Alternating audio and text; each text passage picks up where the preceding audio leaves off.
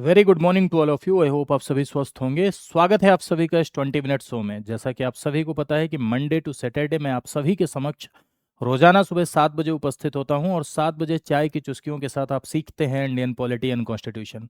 Objective मेरा यही है कि इस 20 मिनट शो में आपको 4 सवाल के माध्यम से मैं ऐसी 40 बातें बताऊं जो आपके एग्जाम के लिए रेलिवेंट हो, महत्वपूर्ण हो और एग्जाम में संभावित हो सकें। मेरा यही हमेशा से प्रयास रहता है कि मैं ऐसी बातें आपको बताऊं जो एग्जाम के लिए जरूरी हों। मैं हमेशा इस बात का समर्थक रहा हूं कि वही पढ़ना चाहिए, उपयोगितावादी बनना चाहिए, वही पढ़ना चाहिए जो एग्जाम के लिए रेलिवेंट है। जो एग्जाम के लिए नहीं रेलिवेंट है वो पढ़ने की कोई आवश्यकता नहीं है। इसीलिए हमेशा एग्जाम अप्रोच का, एग्जाम ओरिएंटेड और एग्जाम के लिए जो कॉन्सेप्चुअल बातें जरूरी होती हैं उन बातों को लेकर मैं आपके समक्ष आता हूं। यहाँ पर 4 सवाल मैं लेकर आता हूं, लेकिन उन 4 सवालों की व्याख्या में मैं ऐसी 40 बातें कवर करने का प्रयास करता हूं जो आपके लिए जरूरी हैं। और इस 20 मिनट शो को हिट कराना आपकी जिम्मेदारी है। इसको अच्छे से पढ़ाना, अच्छे से बताना, ईमानदारी से डिलीवर कराना मेरी जिम्मेदारी है और शो को हिट कराना आपकी जिम्मेदारी है। तो अपने दोस्तों के मध्य इसे शेयर भी किया करिए, ज़्यादा से ज़्यादा शेयर किया करिए। जितना ज़्यादा से ज़्यादा ये लोगों तक पहुंचेगा उतना ही मुझे भी एक ऊर्जा या एनर्जी मिलेगी। तो चलिए शुरू करते हैं। यदि आप तैयारी कर रहे हैं यूपीपीसीएस प्री की, वीओ की, आरओ की या किसी ऐसे स्टेट सिविल सर्विसेज एग्जाम की जहां इंडियन पॉलिटी के सवाल पूछे जाते हैं, तो ये शो आपके लिए इंपॉर्टेंट है। पहला सवाल आपकी स्क्रीन पर है। Consider the following statement. निम्न कथनों पर विचार कीजिए। The speaker is presiding officer of the Lok Sabha. Speaker जो होता है वो लोकसभा का प्रिसाइडिंग ऑफिसर है। लोकसभा अध्यक्ष सदन का पीठासीन अधिकारी होता है। Speaker maintains order and decorum in the house, यानी अध्यक्ष सदन में व्यवस्था और मर्यादा बनाए रखता है। तीसरा लिखा हुआ है कि अध्यक्ष मंत्रिमंडल का सदस्य होता है, यानी कैबिनेट का सदस्य होता है अध्यक्ष। तो यहाँ समझिएगा, यहाँ बात लोकसभा स्पीकर की हो रही है। हमेशा इस बात को ध्यान रखें कि लोकसभा का स्पीकर लोकसभा को संचालित करने के लिए, लोकसभा में अनुशासन बनाए रखने के लिए, लोकसभा में डिसिप्लिन डेकोरम के लिए बहुत ही इंपॉर्टेंट पोस्ट है। लोकसभा के भीतर लोकसभा का संचालन, इवन नियमों के व्याख्याता के रूप में भी इसकी भूमिका है। आपने इसको रट रट के पढ़ा है कि संविधान का अंतिम व्याख्याता सुप्रीम कोर्ट है मेरे भाइयों, लेकिन सदन के भीतर संविधान का अंतिम व्याख्याता प्रिसाइडिंग ऑफिसर होता है, पीठासीन अधिकारी है, यानी स्पीकर चेयरमैन है। सदन के अंदर सदस्यों को निलंबित कर सकता है। आप देखते होंगे कि कभी कभी कुछ सदस्य ज़्यादा इधर उधर करते हैं, बहुत चिल्लाने लगते हैं, तो मार्शल आते हैं, उनको ले आके बाहर फेंक देते हैं। तो स्पीकर सदन के भीतर सदस्यों को दंडित भी कर सकता है। साधारण वारंट की तरह जेल भेजने का भी उसे अधिकार है। स्पीकर की भूमिका यदि आप देखें तो दल बदल कानून के मामले में यदि किसी सदस्य को डिसक्वालीफाई करना है तो उसका डिसीजन स्पीकर लेता है। कोई बिल मनी बिल है या नहीं, इस बात को डिसाइड स्पीकर करता है। लोकसभा के भीतर उसे कास्टिंग वोट का अधिकार है, यानी निर्णायक मत, टाई होने की स्थिति में उसे निर्णायक मत देने का अधिकार है। लोकसभा की कार्यवाही का संचालन करना, सदन में डेकोरम मेंटेन करना, ये उसका रोल है। लोकसभा का स्पीकर का रोल बहुत इंपॉर्टेंट होता है और Indian political system, Indian constitution उससे ये एक्सपेक्ट करता है कि अपने इस भूमिका को वो निष्पक्ष होकर और तटस्थ होकर निभाए, पार्टी पॉलिटिक्स से ऊपर होकर ये अपनी भूमिका को निभाए। ऐसा इंडियन पॉलिटिकल सिस्टम स्पीकर से एक्सपेक्ट करता है। तो पहला स्टेटमेंट आपका सही है, ये भी सही है। अध्यक्ष मंत्रिमंडल का सदस्य, जी नहीं भाई, अध्यक्ष मंत्रिमंडल का सदस्य नहीं होता है। मंत्रिमंडल का सदस्य अध्यक्ष, मंत्रिमंडल में वो लोग शामिल होते हैं जो लोग मंत्री हैं, जैसे काउंसिल ऑफ मिनिस्टर। मंत्रिपरिषद की यदि आप बात करें तो मंत्रिपरिषद में सभी प्रकार के मंत्रियों के समूह को मंत्रिपरिषद कहते हैं। जैसे इसमें 3 प्रकार के मंत्री होते हैं: कैबिनेट मंत्री, मिनिस्टर ऑफ स्टेट और डिप्टी मिनिस्टर। कैबिनेट एक संस्था होती है जिसे मंत्रिमंडल कहते हैं और मंत्रिमंडल में सिर्फ कैबिनेट मंत्री शामिल होते हैं, यानी जो प्रमुख मंत्री हैं वो शामिल होते हैं। तो अध्यक्ष मंत्रिमंडल का सदस्य होता है, जी नहीं होता है। ठीक है, तो फर्स्ट एंड सेकंड आपका क्या हो जाएगा, राइट आंसर हो जाएगा, सही उत्तर हो जाएगा। अगले सवाल पर आते हैं। Consider the following statement. निम्नलिखित कथनों पर विचार कीजिए। Judicial review is implicit in the constitution. न्यायिक समीक्षा संविधान में क्या है, निहित है। Supreme court is guardian of the constitution. Judiciary can override the basic structure of the constitution. न्यायपालिका संविधान की मूल संरचना को बदल सकती है, यानी न्यायपालिका संविधान के बेसिक स्ट्रक्चर को ओवरराइट कर सकती है, यानी संविधान की मूल संरचना को बदल सकती है। यहाँ पर थोड़ा सा मिसप्रिंट है, उसको मैं सही कर देता हूँ। ठीक है, यहाँ पर होना चाहिए पार्लियामेंट। ठीक है, यहाँ पर संसद होना चाहिए, मैं इसे थोड़ा करेक्ट कर देता हूँ, फिर आप सवाल का जवाब दीजिएगा। यहाँ पर पार्लियामेंट, ठीक है, या संसद संविधान की मूल संरचना को बदल सकती है। ठीक है, ये है आपका। अब आपको बताना है कौन सा सही है। तो देखिए यहाँ पर सबसे पहला जो सवाल है वो जुडिशियल रिव्यू से रिलेटेड है, तो इस बात को बहुत ध्यान से समझिएगा। जुडिशियल रिव्यू यानी न्यायिक समीक्षा। ये जो न्यायिक समीक्षा शब्द है, इसी जुडिशियल रिव्यू वर्ड, इसी पावर की वजह से भारत का सुप्रीम कोर्ट विश्व के सबसे ताकतवर सुप्रीम कोर्ट में एक है। What is judicial review?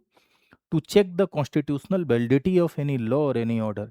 किसी भी कानून, किसी भी आदेश की संवैधानिक वैधता का परीक्षण। जैसे मान लीजिए राज्य ने कोई कानून बनाया या आदेश आया, कोई कोई कानून बनाया संसद ने या राज्य विधानमंडल ने कोई कानून बनाया या पीएमओ से कोई आदेश आया, सीएमओ से कोई आदेश आया, कोई डीएम का आदेश है, कानूनगो का आदेश है, तो आदेश संविधान के पक्ष में है या नहीं, कानून संविधान के पक्ष में है या नहीं, इस बात को चेक करना। To check the constitutional validity is called judicial review. संवैधानिक वैधता का परीक्षण न्यायिक समीक्षा कहलाता है। और चेक किया और अगर संविधान के पक्ष में न निकला तो हायर जुडिशरी उसे शून्य घोषित कर सकती है। इंटरेस्टिंग फैक्ट ये है कि जुडिशियल रिव्यू की पावर सुप्रीम कोर्ट और हाई कोर्ट दोनों को है, लेकिन judicial review word is not mentioned anywhere in the constitution. Judicial review शब्द संविधान में कहीं नहीं मेंशन है, लेकिन अलग अलग आर्टिकल से ये पावर सुप्रीम कोर्ट और हाई कोर्ट को मिलती है। सुप्रीम कोर्ट को ये पावर 32 से मिलती है, 131 से मिलती है, 136 से मिलती है, हाई कोर्ट को ये पावर 226 से मिलती है। आर्टिकल 13 अगर आप पढ़ेंगे तो आर्टिकल 13 की भावना से जुडिशियल रिव्यू शब्द नजर आता है, लेकिन वर्ड नहीं। लेकिन यहां क्या लिखा है? इम्प्लीसिट, अंतर्निहित है। देखो अगर यहां लिखा होता एक्सप्लिसिट इन द कॉन्स्टिट्यूशन या explicitly mentioned in the constitution तो ये गलत हो जाता। यहां लिखा है अंतर्निहित है। अंतर्निहित है मतलब व्याख्या में शामिल है। तो आर्टिकल 13 की व्याख्या करते हुए सुप्रीम कोर्ट ने कहा है कि जुडिशियल रिव्यू 13 की भावना का मतलब ही जुडिशियल रिव्यू है। तो यहां बात अंतर्निहित की हो रही है। अंतर्निहित गैर अंतर्निहित समझते हैं क्या? समझाता हूं। जैसे अनुच्छेद 21 में लिखा है जीवन का अधिकार, आपके जीवन को तब तक नहीं छीना जा सकता जब तक कानून न हो। ये 21 है। लेकिन 21 की व्याख्या करते हुए सुप्रीम कोर्ट ने कह दिया कि भाई अपनी पसंद का ब्याहवा करने का अधिकार भी उसमें शामिल है, यानी अपनी पसंद का शादी करने का अधिकार भी उसमें शामिल है। तो ये इम्प्लीसिट प्रोविजन हो जाता है, इसे अंतर्निहित प्रावधान कहते हैं। तो अगर कहा जाएगा जुडिशियल रिव्यू वर्ड कॉन्स्टिट्यूशन में मेंशन है, गलत। जुडिशियल रिव्यू शब्द की चर्चा संविधान में की गई है, गलत। Judicial review is explicitly mentioned in the constitution, गलत। But judicial review, the concept of judicial review is implicit in the constitution, that is right। अंतर्निहित है, अंतर्निहित है मतलब व्याख्या में सम्मिलित है। ये बात ठीक है, तो पहला स्टेटमेंट ठीक है। सुप्रीम कोर्ट कॉन्स्टिट्यूशन, बिल्कुल कॉन्स्टिट्यूशन का प्रोटेक्टर सुप्रीम कोर्ट, कॉन्स्टिट्यूशन का गार्जियन सुप्रीम कोर्ट, कॉन्स्टिट्यूशन अधिकारों का प्रोटेक्टर, अधिकारों का guardian, final interpreter of the constitution, संविधान का अंतिम व्याख्याता, संरक्षक, कस्टोडियन, अभिभावक सुप्रीम कोर्ट। तो दोनों सही हो जाएगा। संसद संविधान के मूल संरचना को बदल सकती है। अरे भैया, मूल संरचना 1973 केशवानंद भारती केस। केशवानंद भारती केस में ऑनरेबल सुप्रीम कोर्ट ने संसद की शक्तियों को सीमित करने के लिए एक डॉक्ट्रिन दिया। उस डॉक्ट्रिन का नाम है डॉक्ट्रिन ऑफ बेसिक स्ट्रक्चर, मूल ढांचे का सिद्धांत।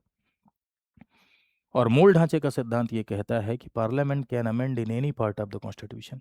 संसद संविधान के किसी भी भाग में संशोधन कर सकती है, लेकिन मूल ढांचे के साथ छेड़छाड़ नहीं कर सकती। और मूल ढांचा क्या है ये time to time supreme court ही बताता है। तो संसद संविधान बदल सकती है लेकिन मूल ढांचा नहीं। इससे पार्लियामेंट की अनलिमिटेड पावर पर लगाम लगी। वैसा नहीं हो सकता है कि संसद पूरा कॉन्स्टिट्यूशन ही पलट के रख दे, कहे चलो चलो हटाओ संविधान में बदल देते हैं। नहीं, ऐसा नहीं हो सकता, क्योंकि मूल ढांचा नहीं बदल सकती। मूल ढांचा कहीं नहीं लिखा है। Time to time supreme court interpretate करती है कि व्हाट इज बेसिक स्ट्रक्चर, कि मूल ढांचा क्या है।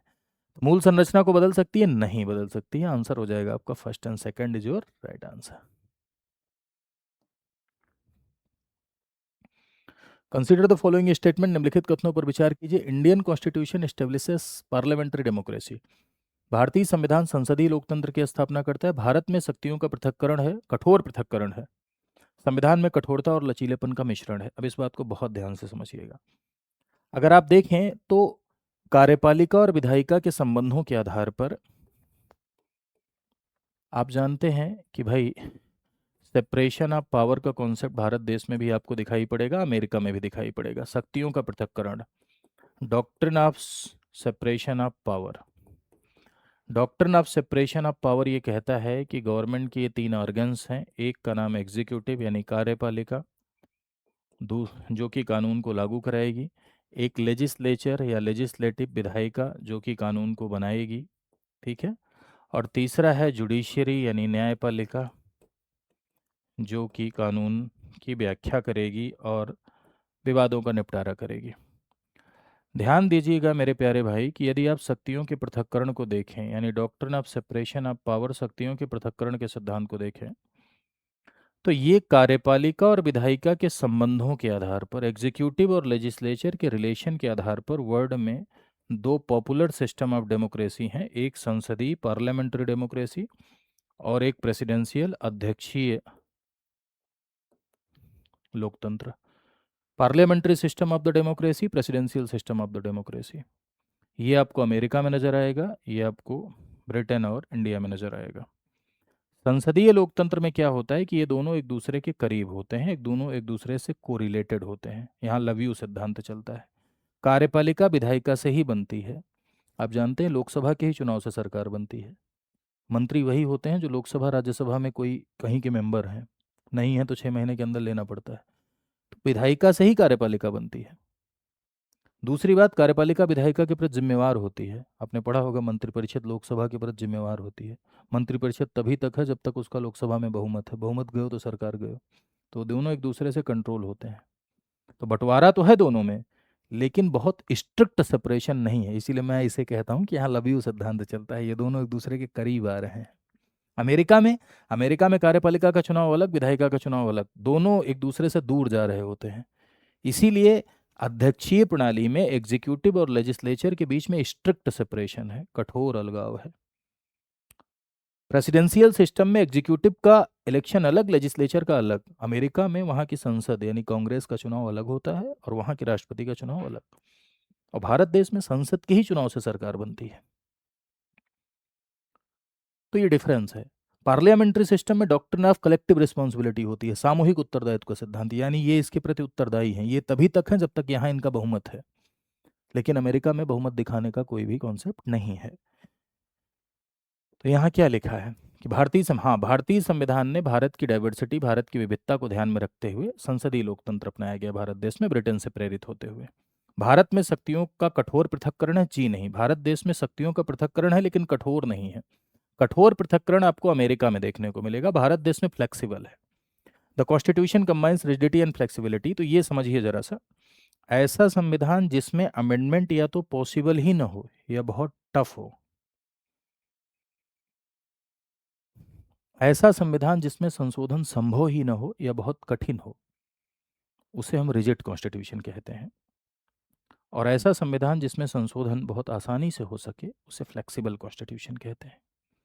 भारत के संविधान की कुछ बातें ऐसी हैं जिसमें अमेंडमेंट टफ है, यानी केंद्र और राज्य दोनों की परमिशन की जरूरत होती है। वो रिजिडिटी यानी कठोरता को दर्शाता है। और भारत के संविधान की कुछ बातें ऐसी हैं जिसमें अमेंडमेंट बहुत ईजी है, यानी केंद्र सरकार अकेले कर लेती है। वो फ्लेक्सिबिलिटी को दर्शाता है। इसीलिए कहा जाता है कि भारत का संविधान कठोर लचीला दोनों है, यस। रिजिड एंड फ्लेक्सिबल दोनों है, yes. Partially rigid partially flexible है, यानी आंशिक रूप से लचीला आंशिक रूप से कठोर है, यस। सही हो जाएगा।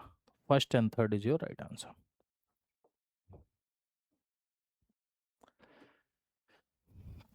अगला, निम्नलिखित कथनों पर विचार कीजिए। India has indestructible union of destructible state. भारत अविनाशी संघ तथा विनाशी राज्यों की व्यवस्था को अपनाता है। इसे विनाशी राज्यों का अविनाशी संघ कहते हैं। विनाशी राज्यों का अविनाशी संघ, इसका क्या मतलब है भाई? अविनाशी संघ का मतलब होता है संघ नहीं टूट सकता। संघ मतलब भारत, तो भारत टूट नहीं सकता, भारत के राज्य भारत से अलग नहीं हो सकते, इसे आप कहेंगे इंडेस्ट्रक्टिबल यूनियन। डेस्ट्रक्टिबल स्टेट का क्या मतलब है? राज्य आपस में टूट सकते हैं, राज्य एक दो भाग तीन भाग में बंट सकता है, राज्य की बाउंड्री बदल सकती है, सीमा बदल सकती है। तो भारत देश में क्या राज्यों का विनाश हो सकता है? जी हाँ, भारत देश में राज्यों का विनाश हो सकता है। आर्टिकल 3 के तहत किसी राज्य की सीमा बदली जा सकती है, नाम बदला जा सकता है, दो स्टेट को मिला के एक स्टेट बनाया जा सकता है, एक स्टेट को एक से अधिक पार्ट में बांटा जा सकता है, तो ऐसा हो सकता है। लेकिन क्या कोई राज्य भारत से अलग हो सकता है? नहीं, भारत एक शरीर की तरह है। जिस तरह शरीर से शरीर के अंगों को नहीं अलग किया जा सकता, दिल आप अलग कर ले रहे हो अलग बात है, जिस तरह से शरीर के अंगों को नहीं अलग किया जा सकता, उसी तरह से भारत के राज्यों को नहीं अलग किया जा सकता। भारत एक शरीर की तरह है और भारत के राज्य अंगों की तरह है। भारत अमेरिका की तरह किसी समझौते का परिणाम नहीं है। तो इंडिया भारत अविनाशी संघ और विनाशी राज्यों की व्यवस्था सही है। राज्यों को संघ से अलग होने का अधिकार नहीं है, बिल्कुल भी अलग होने का अधिकार नहीं है। Indian federalism is purely federal in nature, पूर्णतः संघीय प्रकृति का है। अरे ये भाई इसको समझना है जरा। देखो, जहां पर अगर आपसे कहा जाए भारत संघ है तो बिल्कुल सही होगा, क्योंकि केंद्र राज्य दोनों जहां होते हैं वो संघ होता है। भारत फेडरेशन है, संघात्मक व्यवस्था है, भारत फेडरेशन है, संघात्मक व्यवस्था का देश है भारत, बिल्कुल सही होगा, कोई दिक्कत नहीं है। भारत संघीय है, सेम टर्मिनोलॉजी है, बिल्कुल सही होगा, फेडरल है। ठीक, अगर कहा जाए भारत सशक्त केंद्र के साथ संघवाद है, सशक्त केंद्र के साथ संघवाद जिसे आप कहते हैं फेडरेशन विद स्ट्रॉन्ग सेंटर, सशक्त केंद्र के साथ संघवाद, तो ये भी स्टेटमेंट सही होगा। भारत देश में फेडरलिज्म है, सशक्त केंद्र के साथ संघवाद, फेडरलिज्म भारत देश में है, लेकिन यूनियन की तरफ व्यवस्था टिल्ड है। हम कैनेडियन फेडरेशन की तरफ तरह हैं, केंद्र राज्य दोनों है लेकिन केंद्र की तरफ व्यवस्था टिल्ड है। अगर कहा जाए कि Bharat India is like Canadian federation, Bharat Canadian संघवाद की भांति है, भारत का संघवाद कनाडा से इंस्पायर है, ये भी सही होगा। अगर आपसे कहा जाए कि भारत देश में संघात्मक और एकात्मक दोनों लक्षण हैं, यानी फेडरल प्लस यूनिटरी दोनों फीचर नजर आते हैं, संघात्मक एकात्मक दोनों यानी फेडरल प्लस यूनिटरी दोनों लक्षण नजर आते हैं, ये भी बिल्कुल सही होगा। संघात्मक और एकात्मक दोनों यानी फेडरल प्लस यूनिटरी दोनों फीचर आपको भारत देश में नजर आते हैं, दोनों लक्षण आपको भारत देश में नजर आएंगे, संघात्मक भी नजर आएगा, एकात्मक भी नजर आएगा। ऐसी बातें जो केंद्र को मजबूत बनाती हैं वो यूनिटरी फीचर है। क्लियर है? लेकिन यदि कहा जाए भारत पूर्ण संघीय है, प्योर फेडरेशन है, या फेडरेशन लाइक अमेरिका है, अमेरिका की तरह फेडरेशन है, तो ये दोनों गलत हो जाएगा। फुल फेडरल अमेरिका है, अमेरिका फुल्ली फेडरेशन है, वहाँ राज्य को शक्तियाँ ज़्यादा नजर आती हैं, लेकिन भारत में ऐसा नहीं है।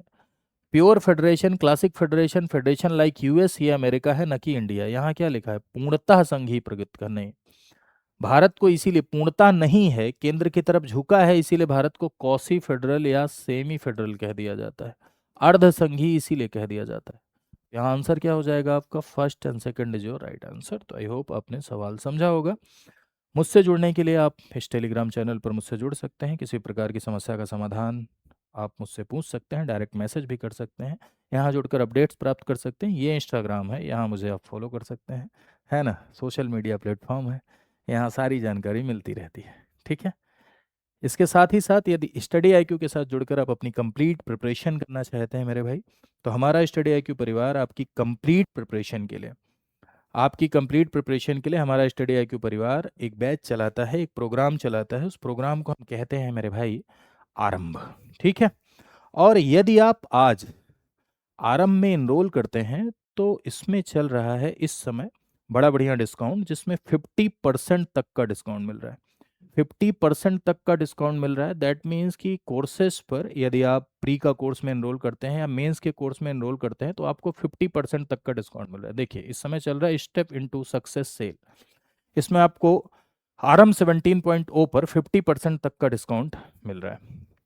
लेकिन इस डिस्काउंट को अवेल करने के लिए आपको ये कोड लगाना होगा, VL Live।